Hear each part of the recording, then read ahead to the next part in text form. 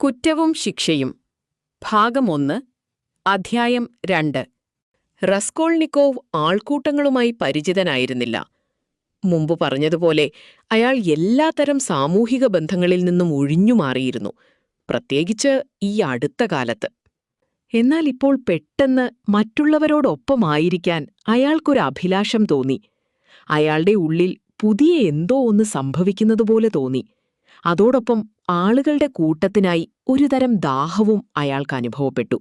1 മാസം നീണ്ടുനിന്ന കടുത്ത ദുരിതത്തിനും മാനസിക പിരിമുറുക്കത്തിനും ശേഷം അയാൾ അത്രമേൽ തളർന്നിരുന്നു. അതേത് ലോകമായാലും ശരി, ഒരു നിമിഷമെങ്കിലും അവിടെ വിശ്രമിക്കാൻ അയാൾ കൊതിച്ചു. ചുറ്റുപാടുകളിലെ അഴുക്കും ദുർഗന്ധവും വകവയ്ക്കാതെ അയാൾ ആ മദ്യശാലയിൽ തന്നെ ഇരുന്നു. ആ സ്ഥാപനത്തിന്റെ ഉടമസ്ഥൻ മറ്റൊരു മുറിയിലായിരുന്നു. എങ്കിലും അയാൾ ഇടയ്ക്കിടെ ഗോവണി ഇറങ്ങി പ്രധാന മുറിയിലേക്ക് വരുമായിരുന്നു. അയാളുടെ ബാക്കി ശരീരം കാണുന്നതിനു മുൻപേ ചുവന്ന അരികുകളുള്ള തിളങ്ങുന്ന ബൂട്ടുകൾ ദൃശ്യമാകും. അയാൾ കറുത്ത സാറ്റിൻ കൊണ്ടുണ്ടാക്കിയ വഴുപ്പുള്ള ഒരു വേസ്റ്റ് കോട്ട് ധരിച്ചിരുന്നു. കഴുത്തിൽ ടൈ ഉണ്ടായിരുന്നില്ല. അയാളുടെ മുഖമാകെ ഒരു ഇരുമ്പു പൂട്ടിൽ എണ്ണ തേച്ചതുപോലെ തിളങ്ങുന്നുണ്ടായിരുന്നു. കൗണ്ടറിൽ 14 വയസ്സ് തോന്നിക്കുന്ന ഒരു ബാലനും അവനെ സഹായിക്കാൻ മറ്റൊരു ചെറിയ കുട്ടിയുമുണ്ടായിരുന്നു. കൗണ്ടറിൽ മുറിച്ച വെള്ളരിക്കാ കഷ്ണങ്ങളും ഉണങ്ങിയ കറുത്ത ബ്രെഡും ചെറിയ മീൻ കഷ്ണങ്ങളും ഉണ്ടായിരുന്നു. അവയ്ക്കെല്ലാം സഹിക്കാനാവാത്ത നാറ്റമായിരുന്നു. അവിടെ വായുസഞ്ചാരം തീരെ കുറവായിരുന്നു. മദ്യത്തിന്റെ ഗന്ധം അത്രമേൽ കഠിനമായതിനാൽ 5 മിനിറ്റ് അവിടെ ഇരുന്നാൽ തന്നെ ഏതൊരാളും ലഹരിയിലാകും. അപരിചിതരുമായുള്ള ചില കൂടിക്കാഴ്ചകൾ ഒരു വാക്കുപോലും സംസാരിക്കുന്നതിനു മുൻപേ നമുക്കവരോട് താൽപ്പര്യം തോന്നിപ്പിക്കും. അല്പമകലെയായി ഇരുന്നിരുന്ന ഒരു മനുഷ്യൻ റസ്കോൾനിക്കോവിൽ അത്തരമൊരു ഭാവമാണുണ്ടാക്കിയത്. വിരമിച്ച ഒരു ഉദ്യോഗസ്ഥനെപ്പോലെയായിരുന്നു അയാൾ. പിന്നീട് പലപ്പോഴും റസ്കോൾനിക്കോവ് ആ കൂടിക്കാഴ്ചയെക്കുറിച്ച് ഓർക്കുകയും അതൊരു മുൻകൂട്ടിയുള്ള തോന്നലായി കരുതുകയും ചെയ്തിട്ടുണ്ട്.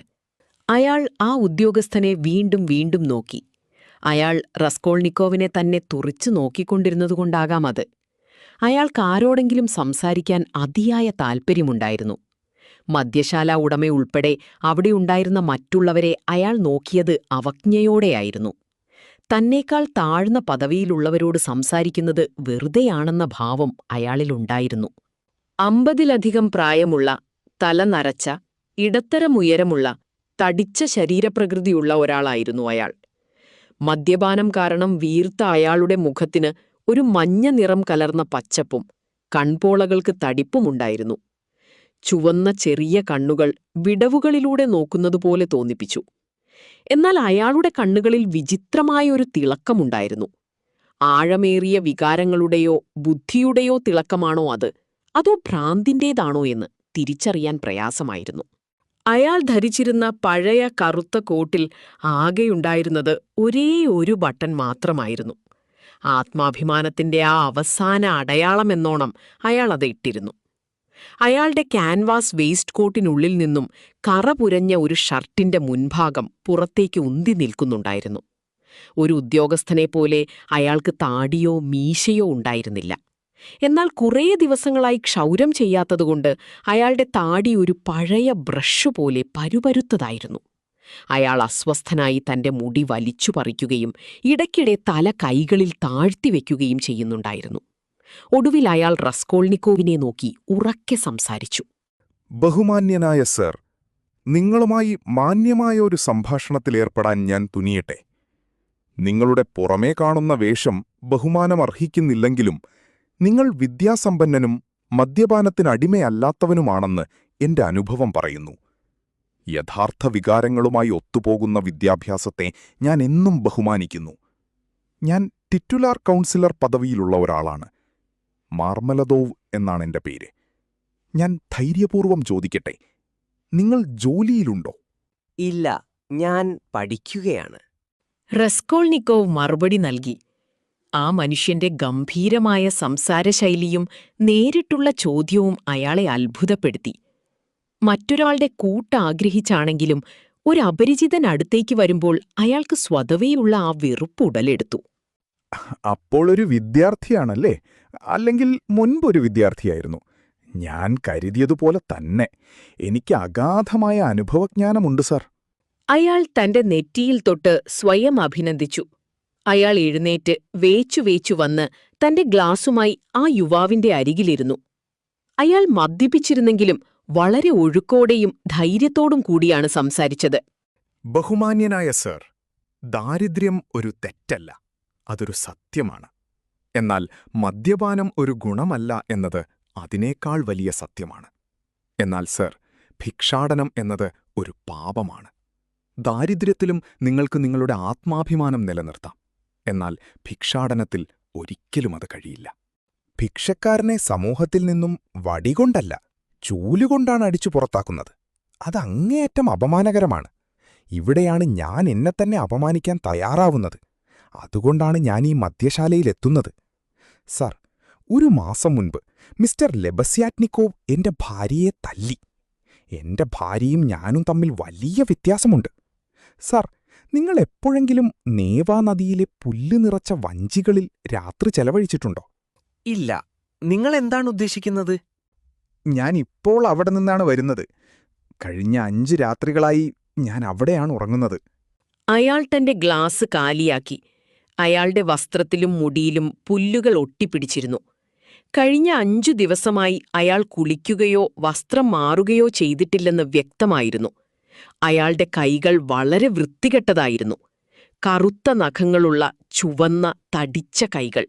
അയാളുടെ സംസാരം അവിടെയുള്ളവരിൽ ഒരു തമാശക്കാരനെ കാണുന്നതുപോലെയുള്ള കൗതുകമുണ്ടാക്കി. കൗണ്ടറിലെ കുട്ടികൾ അടിച്ചിരിച്ചു.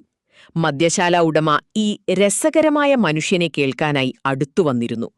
ഇവിടുത്തെ സ്ഥിരം സന്ദർശകനായിരുന്നു മാർമലദോവ്. അപരിചിതരോട് സംസാരിച്ച് അയാൾ ശീലിച്ച അമിതമായ ഭാഷാപ്രയോഗങ്ങളായിരിക്കാം അവിടെയുള്ളവരെ രസിപ്പിച്ചത്.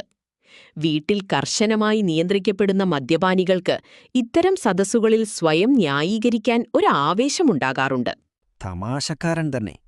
നിങ്ങൾ ജോലി ചെയ്യുന്ന ആളാണെങ്കിൽ പിന്നെ എന്തിനാണ് ഈ പണിക്ക് പോകുന്നത്? എന്തുകൊണ്ടാണ് ഞാൻ ജോലിക്ക് പോകാത്തത് എന്നാണോ സർ ചോദിക്കുന്നത്? മാർമലഡോവ് റസ്കോൾനിക്കോവിനെ നോക്കി സംസാരിച്ചു. ഞാൻ എത്രമാത്രം ഉപയോഗശൂന്യമായൊരു പുഴുവാണെന്നോർക്കുമ്പോൾ എന്റെ ഹൃദയം തകരുന്നില്ലേ? ഒരു മാസം മുൻപ് മിസ്റ്റർ ലെബേസ്യാറ്റ്നിക്കോവ് എന്റെ ഭാര്യയെ തല്ലുമ്പോൾ ഞാൻ മദ്യപിച്ച് കിടക്കുകയായിരുന്നു. ഞാൻ അനുഭവിച്ച വേദന നിങ്ങൾക്ക് മനസ്സിലാകുമോ? ചെറുപ്പക്കാരാ, എപ്പോഴെങ്കിലും ഒരു ലോണിനു വേണ്ടി പ്രതീക്ഷയില്ലാതെ അപേക്ഷിക്കേണ്ടി വന്നിട്ടുണ്ടോ? ഉണ്ട്. പക്ഷേ പ്രതീക്ഷയില്ലാതെ എന്ന് പറഞ്ഞ ഒന്നും കിട്ടില്ലെന്ന് മുൻകൂട്ടി അറിഞ്ഞുകൊണ്ട് ചോദിക്കുക. ഒരു മാന്യനായ വ്യക്തി എനിക്ക് പണം തരില്ലെന്ന് എനിക്കുറപ്പാണ്. അയാൾ എന്തിനെനിക്ക് പണം തരണം? ഞാനത് തിരികെ നൽകില്ലെന്ന് അയാൾക്കറിയാം. സഹതാപം തോന്നിയിട്ടോ? പക്ഷെ ആധുനിക ശാസ്ത്രം പറയുന്നത് സഹതാപം എന്നത് നിരോധിക്കപ്പെട്ടിരിക്കുന്നു എന്നാണ്. അത് ഇംഗ്ലണ്ടിൽ സാമ്പത്തിക ശാസ്ത്രത്തിന്റെ ഭാഗമാണ്. പിന്നെ എന്തിനയാൾ പണം നൽകണം? എങ്കിലും കിട്ടില്ലെന്നറിഞ്ഞുകൊണ്ട് തന്നെ ഞാൻ അയാളുടെ അടുത്തേക്ക് പോകുന്നു. എന്തിനാണ് പോകുന്നത്? മറ്റൊരിടത്തും പോകാനില്ലാത്തതുകൊണ്ട് സർ. ഓരോ മനുഷ്യനും പോകാൻ ഒരിടം വേണം. അങ്ങനെയുള്ള സമയങ്ങൾ ജീവിതത്തിലുണ്ടാകും. എന്റെ സ്വന്തം മകൾ ആദ്യമായി മഞ്ഞ ടിക്കറ്റ്, വേശ്യാവൃത്തിക്കുള്ള ലൈസൻസ് എടുത്തപ്പോൾ എനിക്കങ്ങോട്ട് പോകേണ്ടി വന്നു. അതെ സർ, എന്റെ മകളുടെ കയ്യിൽ മഞ്ഞ പാസ്പോർട്ടുണ്ട്. അതൊന്നും സാരമില്ല സർ. എല്ലാവർക്കും ഇതിനെക്കുറിച്ച് അറിയാം. രഹസ്യങ്ങളെല്ലാം ഇപ്പോൾ പരസ്യമാണ്. ഞാനിതെല്ലാം അപമാനത്തോടെയല്ല, വിനയത്തോടെ സ്വീകരിക്കുന്നു. ഇതാ നോക്കൂ, ഇതാണ് ആ മനുഷ്യൻ. ചെറുപ്പക്കാരാ, എന്നെ നോക്കി ഞാനൊരു പന്നിയല്ല എന്ന് പറയാൻ നിനക്ക് ധൈര്യമുണ്ടോ? യുവാവ് ഒന്നും മിണ്ടിയില്ല. മുറിയിലെ ചിരി അടങ്ങിയപ്പോൾ അയാൾ തുടർന്നു. ശരി, ഞാനൊരു പന്നിയാണ്. പക്ഷെ അവളൊരു മദാമയാണ്. എനിക്കൊരു മൃഗത്തിന്റെ രൂപമാണ്. പക്ഷെ എന്റെ ഭാര്യ കാതറീന ഇവാൻഡോവ്ന വിദ്യാസമ്പന്നയും ഒരു ഓഫീസറുടെ മകളുമാണ്. ഞാനൊരു തെമ്മാടിയാണ്. പക്ഷെ അവൾ ഉന്നതമായ ഹൃദയമുള്ളവളാണ്. അവൾക്കെങ്കിലും എന്നോട് സഹതാപം തോന്നിയിരുന്നെങ്കിൽ. സാർ, ഓരോ മനുഷ്യനും തന്റെ വേദനകൾ പങ്കുവയ്ക്കാൻ ഒരിടമെങ്കിലും വേണ്ടേ? കാതറീന ഉദാരവതിയാണെങ്കിലും എന്നോടവൾ അനീതിയാണ് കാണിക്കുന്നത്. അവൾ എന്റെ മുടി പിടിച്ചു വലിക്കുമ്പോൾ അത് എന്നോടുള്ള സഹതാപം കൊണ്ടാണെന്ന് എനിക്കറിയാം. അതെ സാർ, അവൾ എന്റെ മുടി പിടിച്ചു വലിക്കാറുണ്ട്. എന്റെ വിധി ഇങ്ങനെയാണ്. ഞാൻ ജന്മനാ ഒരു മൃഗമാണ്. അത് ശരിയാണ്. ഉടമ ഹൈ പിടിച്ചു പറഞ്ഞു. മാർമലദോവ് മേശപ്പുറത്ത് കൈ ചുരുട്ടിയിടിച്ചു. ഇതാണെന്റെ വിധി. സർ, കുടിക്കാനായി ഞാൻ അവളുടെ സ്റ്റോക്കിങ്സ് വരെ വിറ്റുകളഞ്ഞു. ഷൂസല്ല സർ, കാലുറകൾ. അവളുടെ വിലപ്പെട്ട ഷാള് ഞാൻ വിറ്റു. മഞ്ഞുകാലത്ത് അവൾക്ക് അസുഖം പിടിപെട്ടു. ഇപ്പോൾ അവൾ ചോര തുപ്പുന്നുണ്ട്. ഞങ്ങൾക്ക് 3 കുട്ടികളുണ്ട്. രാവിലെ മുതൽ രാത്രി വരെ അവൾ ജോലി ചെയ്യുകയാണ്. അയാൾ മേശപ്പുറത്തെ തല ചായ്ച്ചുവെച്ചു. ചെറുപ്പക്കാരാ, നിന്റെ മുഖത്തേതോ വലിയ വിഷമം ഞാൻ കാണുന്നു. അതുകൊണ്ടാണ് ഞാൻ നിന്നോട് സംസാരിച്ചത്. എന്റെ ജീവിതകഥ ഈ മദ്യപാനികൾക്ക് മുന്നിൽ ഒരു തമാശയാക്കാൻ ഞാൻ ആഗ്രഹിക്കുന്നില്ല. ഞാനൊരു വിദ്യാസമ്പന്നനെയാണ് തെരഞ്ഞത്. എന്റെ ഭാര്യ പ്രഭുക്കന്മാരുടെ മക്കൾ പഠിക്കുന്ന സ്കൂളിലാണ് പഠിച്ചത്. പഠനം കഴിഞ്ഞപ്പോൾ ഗവർണർക്ക് മുന്നിൽ നൃത്തം ചെയ്തതിന് അവൾക്ക് ഗോൾഡ് മെഡൽ ലഭിച്ചിട്ടുണ്ട്. ആ മെഡൽ പണ്ടേ വിറ്റുപോയി. പക്ഷേ സർട്ടിഫിക്കറ്റ് ഇപ്പോഴും അവളുടെ പെട്ടിയിലുണ്ട്. അവൾ തന്റെ പഴയ പ്രതാപത്തെക്കുറിച്ച് എല്ലാവരോടും പറയാൻ ഇഷ്ടപ്പെടുന്നു. അതിലെനിക്ക് പരാതിയില്ല. കാരണം അവൾക്ക് ഓർക്കാൻ ആ പഴയ നല്ല കാലം മാത്രമേയുള്ളൂ. അവൾ തറ തുടയ്ക്കും, കറുത്ത ബ്രെഡ് മാത്രം കഴിക്കും. പക്ഷേ ആരും അവളെ അപമാനിക്കുന്നത് അവൾ സഹിക്കില്ല. ലെബസിയാറ്റ്നിക്കോവ് അവളെ തല്ലിയപ്പോൾ അവൾക്ക് മനോവിഷമം കൊണ്ടാണ് കിടപ്പിലായത്. ഞാൻ അവളെ വിവാഹം കഴിക്കുമ്പോൾ അവൾ 3 മക്കളുള്ള ഒരു വിധവയായിരുന്നു. ആദ്യ ഭർത്താവ് ഒരു ഓഫീസറായിരുന്നു. അവൾ വീട്ടിൽ നിന്നും ഒളിച്ചോടി അയാളെ വിവാഹം കഴിച്ചതാണ്. അയാൾ അവളെ തല്ലുമായിരുന്നുവെങ്കിലും അവൾക്കയാളെ വലിയ ഇഷ്ടമായിരുന്നു. അയാൾ മരിച്ചപ്പോൾ ആ വിജനമായ സ്ഥലത്ത് അവൾ അനാഥയായി. ബന്ധുക്കളെല്ലാം അവളെ ഉപേക്ഷിച്ചു.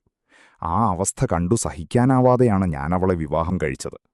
ആ ഉന്നത കുടുംബത്തിൽ ജനിച്ചവൾ എന്നെ വിവാഹം കഴിക്കാൻ തയ്യാറായെങ്കിൽ അവളുടെ അവസ്ഥ എത്ര പരിതാപകരമായിരുന്നു എന്ന് ആലോചിച്ചു നോക്കൂ. 1 വർഷം ഞാൻ മദ്യം തൊടാതെ ജോലി ചെയ്തു.